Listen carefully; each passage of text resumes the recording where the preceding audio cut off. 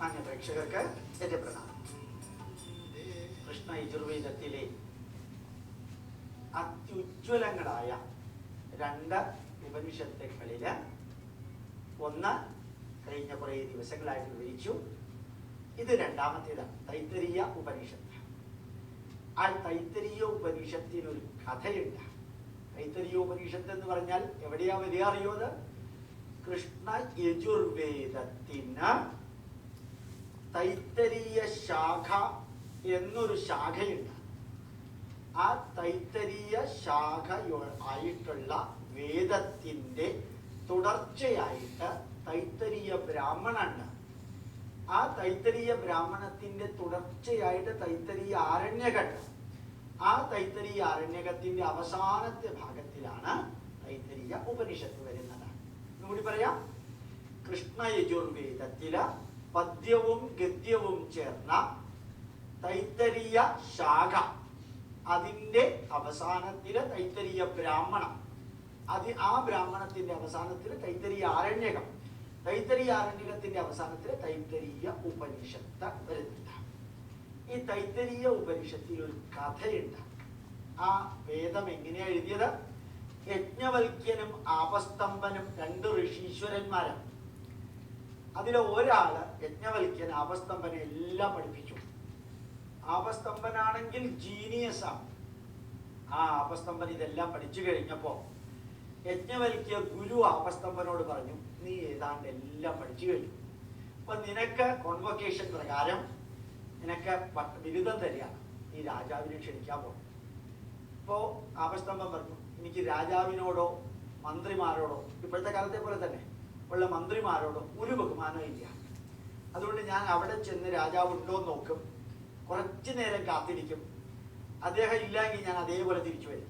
യജ്ഞവൽക്യൻ പറഞ്ഞു, നമ്മളെ ഋഷീശ്വരന്മാര് ഈ ഭൂമിയിൽ ഭക്ഷണം കഴിക്കുന്നതും ജീവിക്കുന്നതും രാഷ്ട്രത്തിന് വേണ്ടിയാണ്. അതുകൊണ്ട് രാജാവിനെ ഒരു കാരണവശാലും ഇൻസൾട്ട് ചെയ്യാൻ, ഒരു കാരണവശാലും വേദനിപ്പിക്കരുത്, കുറച്ചു നേരം കാത്തിരുന്ന് കണ്ടിട്ടേ വരാവൂ.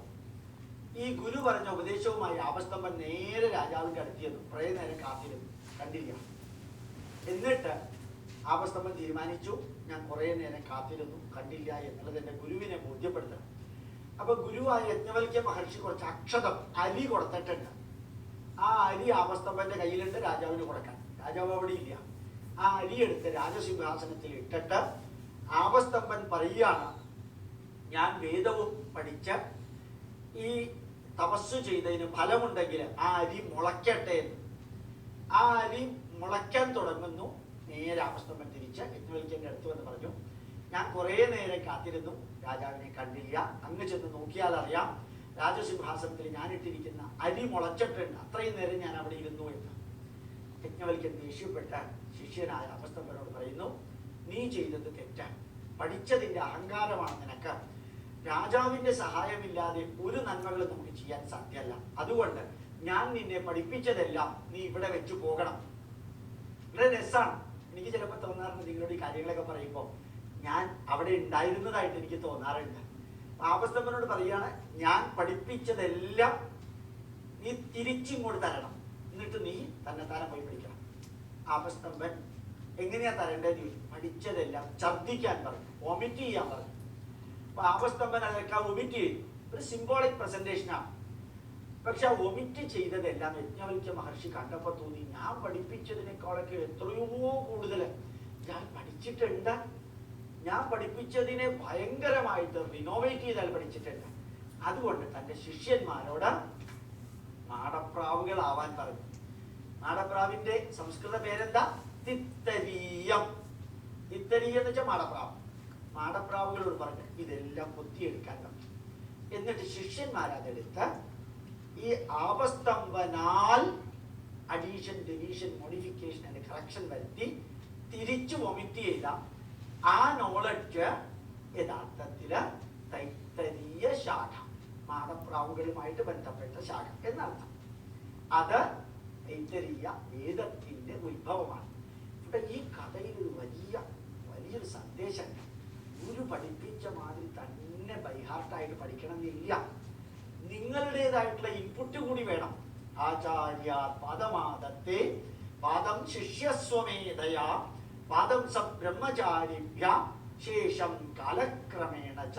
ഗുരു പഠിപ്പിച്ചത് കാൽഭാഗം, തന്നെത്താനെ അതിനെ റിനോവേറ്റ് ചെയ്യേണ്ടത് കാൽഭാഗം, മറ്റുള്ളവരുമായി ചേർന്ന് കാൽഭാഗം, അവസാനത്തെ കാൽഭാഗം addition, deletion, modification and corrections വരുത്തി ജീവിതത്തില് മുമ്പോട്ടുള്ള പ്രയാണത്തിൽ സ്വീകരിക്കണം എന്ന ആ സന്ദേശം ആപസ്തംഭൻ പ്രാവർത്തികമാക്കിയത് പുതിയ വേദ ശാഖയ്ക്ക് ജന്മം നൽകി.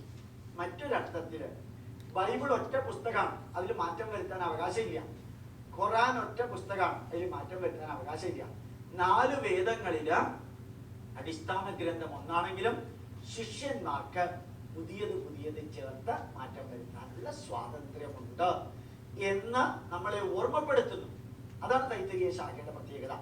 ആ തൈത്തരീയ വേദം വായിക്കാൻ സാധിച്ചാൽ വളരെ സന്തോഷമുള്ളൊരു കാര്യം. അനുഭവത്തിന്റെ പരമകാഷ്ഠയില് കുറേ കാര്യങ്ങൾ മനസ്സിലാക്കാൻ സാധിക്കും. തൈത്തരീയ ബ്രാഹ്മണവും അതുപോലെ തന്നെ.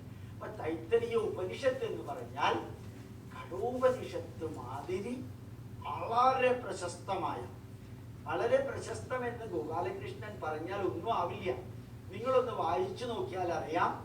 ഭാരതീയ ഈശ്വര സങ്കല്പത്തിന്റെ അവസാനത്തെ മതിലിൽ ചെന്ന് മുട്ടി നിൽക്കുന്നു തൈത്തരീയോപനിഷത്ത്. അടുത്ത ക്ലാസ്സിൽ നമ്മൾ തൈത്തരീയോപനിഷത്തിനെ കുറിച്ച് വിവരിക്കുന്നുണ്ടാവും എന്ന് പറഞ്ഞുകൊണ്ട് എന്റെ വാക്കുകൾ അവസാനിപ്പിക്കുന്നു. വിനീത പ്രണാമം. നമസ്കാരം.